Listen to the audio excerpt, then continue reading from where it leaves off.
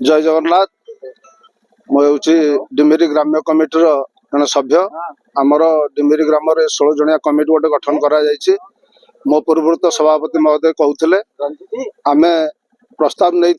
दया आलती करने या पूर्व आपण मैंने भल भाव जानते इलेक्ट्रोनिक्स मीडिया प्रिंट मीडिया भी आपण मैंने बाहर कर जल सेवन कर 7 जनकर मृत्यु हो डायरिया से या पूर्व आम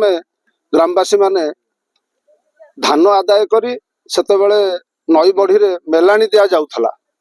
संकीर्तन हम बड़ मुआ हम यही डंगारे दया नुआ दकंदा बेहेरा साईर भाई मानकर सहायतार मझिरे जाई संकीर्तन करी आरती करी मुआ विसर्जन करा जाए। जल बहुले सृष्टिनाश जल विहुने सृष्टिनाश ये आमर जीवन धारा आमर मार आलती जो संकल्प निया जाइथिला आज आम से सक्सेस होइछु।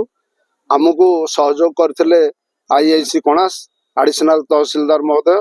आसिक आम गहन थे। सोशल मेसेज कौन हम कि जो आम गाँ पाख अंचल अच्छी नदीकूलिया अंचल जो मैंने देखते मृत्युवरण कर पानी व्यवहार करके कौन गोटे मेसेज थी कि ये जो गोटे परंपरा आज है गोटे सचेतन कार्यक्रम कौन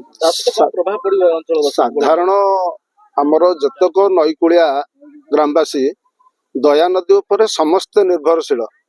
दयार पानी पीवा दया पानी की व्यवहार करवा फसल करवा सबुथ व्यवहार करती। गंगुआर जो माने खराब पानी आमर दया नदी की खराब करिछि एवं एठी बसा पकई ता देहरे जो मला सब जहाँ भासुची ता देहरे पकाउछंती यार विशुद्धता बढ़ी जाउछि शुद्धता हेउ नाही से शुद्ध एवं निर्मल रखिया पई आमे सरकार को अनुरोध करुछु एवं ग्राम पाख भाई मानु कहूछु दया जल को सफा रखी निर्मल करंतु एवं व्यवहार करंतु आमर से व्यवहार योग्य हो आमे ताकू व्यवहार करी आम जीवन सुरक्षा रखिबा जो बंचई रखिबा। मो आम डिमिरी ग्राम ग्राम गोटे कमिटी गढ़ाई से कमिटी मुझे सभापति से 15 आमर 16 जन सदस्य अच्छा आम ग्राम्य कमिटी तरफ तथा आम ग्रामवासी सहयोग चिंता कराला जे बर्तमान आम दया नदी प्रदूषित होती दया नदी को आवाहन कालू केबे सृष्टि होता से प्रभावित हो तार इतिहास भी किए कहीपर के दया नदी सृष्टि कि सेबठारू ये अन्य अंचल सहित आम कणास अंचल जो जीवन रेखा आमर कृषि कहतु जलसेचन कहतु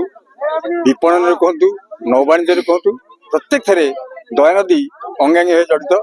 तार इतिहास बहुत पुराना दया नदीर आमर संस्कृति सभ्यता आमर समृद्धि एवं आम जीवन जीविका सबु सहित दया नदी संश्लिष्ट किंतु क्रमश देखा ये दया नदी जल प्रदूषित होबार लगी जी आम दिने जीवन दौला से बर्तमान जीवन नाशकारी है तार अवस्था विपन्न है तेणु तार सुरक्षा निहाती दरकार। आपन जानी बर्तमान आम शरीर हूँ पंचमहाभूतर सृष्टि जल आप तेज खेती मरुत व्योम सबुड़िक आज प्रदूषित आकाश कहतु माटी अग्नि जल सबू प्रदूषित आज तो कौन किए मनीष मनीष तार अत्यधिक लोभ अत्यधिक बड़िमा देखापी से समग्र प्रकृति को ध्वंस कर चलती प्रकृति आम सृष्टि होचे आगे से वेदरे मुनि ऋषि मैंने गोटे प्रकृति पूजन व्यवस्था थिला गछ को पूजा कराउथला पहाड़ को पूजा कराउथला नदी को पूजा कराउथला समुद्र को पूजा कराउथला पूजा कराउथा एइतबे जे जेहेतु आमे नथले आउ भी नथिबा केबे आमे नथले कोन सृष्टि हिची जोठा सृष्टि हिची ताकु आमे नष्ट करछे सेतबे से मुनि ऋषि माने गोटे प्रकृति पूजन व्यवस्था करथिले आमे आम कमिटी सभ्य माने समस्त बसी गोटे निष्पत्ति कले जे दया नदी जल बर्तमान प्रदूषित ता गोटे सचेतनता कार्यक्रम सृष्टि करवा जे आमे करदेली जे संपूर्ण सचेतन होता नुहे किंतु आप जानती गुंडीची मुसाटे जो बालीबंध सेतुबंधे बाली छाड़ी दूसरा तार तो से बंधटा कम्प्लीट हो पार कि किंतु तार किसी अंश योगदान था आम जदि यही भाव में प्रत्येक गाँ सचेतन हे ये नदीर सुरक्षा करेंगे ताहले आगामी दिन जो आम आगामी पीढ़ी आसुँच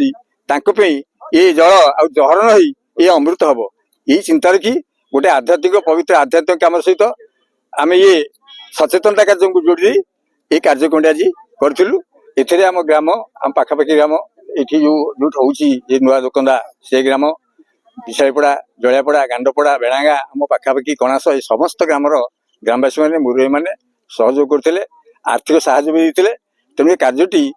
ଆପଣ ତ ଦେଖୁଥିବେ ସମ୍ପୂର୍ଣ୍ଣ ସଫଳ ହେଇଛି। ସେଥିପାଇଁ ମୁଁ ସମସ୍ତଙ୍କୁ ଆମର ଧନ୍ୟବାଦ